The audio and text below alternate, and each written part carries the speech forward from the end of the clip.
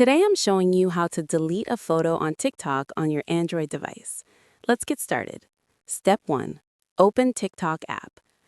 Open the TikTok app on your Android phone. You'll be taken to the TikTok homepage. Step 2. Go to Profile. Tap Profile in the bottom right corner. This takes you to your profile page where you can view all your posts. Step 3. Select Photo to delete.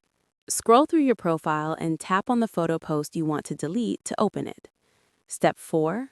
Open Options menu. On the photo post, tap the three dots on the right side panel. This opens the Options menu.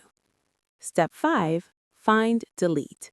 Swipe or scroll through the menu options until you find Delete.